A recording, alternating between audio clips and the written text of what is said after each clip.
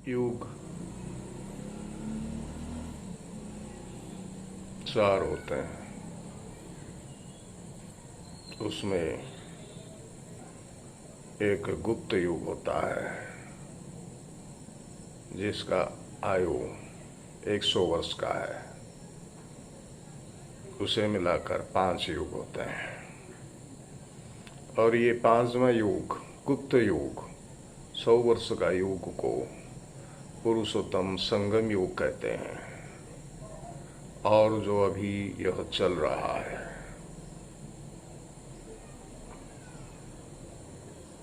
ये कलयुग के अंत में आता है।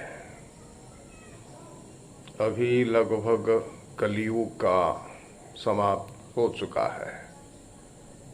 अभी वास्तव में संगम युग चल रहा है। संगम युग को पुरुषोत्तम युग भी कहते हैं। पुरुषोत्तम संगम युग।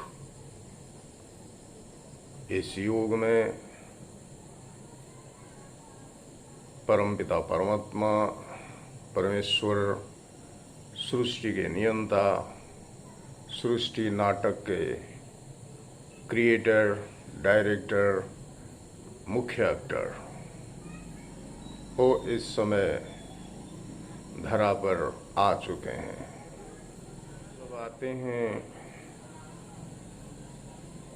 तो एक वृद्ध मानव तन में आते हैं।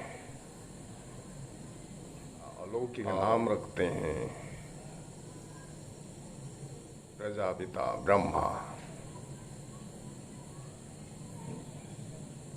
और ब्रह्मा के शरीर में वो प्रवेश करके अलौकिक लीलाएं करते हैं और यह उनका अलौकिक अवतरण होता है।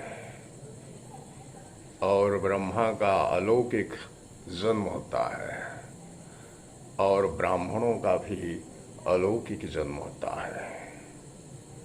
ब्राह्मण यानी कि ब्रह्मा मुख वंशावली ब्राह्मण, पवित्र ब्राह्मण। ब्रह्म जानती इति ब्राह्मण, ब्रह्म आचरति इति ब्राह्मण, ब्रह्म मानति इति ब्राह्मण। ब्रह्मा के तन में भगवान शिव अवतरित होके इस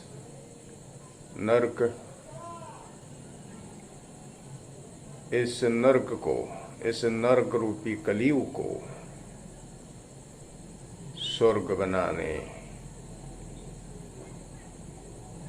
बनाने के लिए ब्रह्मा के मुख में ब्राह्मण रचते हैं और उन ब्राह्मणों का भी अलौकिक जन्म होता है।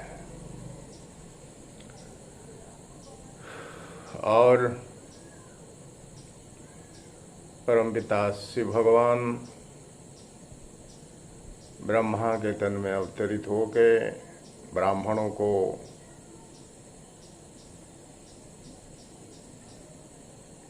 आदि मध्य अंत के ज्ञान देते हैं, अमर कथा सुनाते हैं, तिजरी की कथा सुनाते हैं।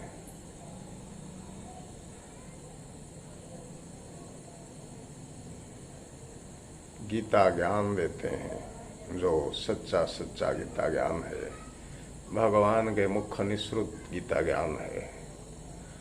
और ये गीता ज्ञान सुनाकर और सहज राजयोग सिखाकर ब्राह्मणों को पावन बनाते हैं और उन पावन ब्राह्मणों व पवित्र ब्राह्मणों के द्वारा ये सारा सृष्टि को सतो प्रदान करते हैं।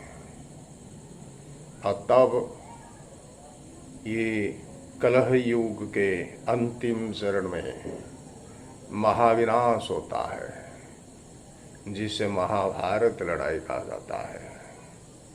महाभारत लड़ाई माना सारे विश्व में ये युद्ध विश्व युद्ध होता है। और यह सृष्टि प्रायतः विनाश, विनाश माना महापरिवर्तन होता है। और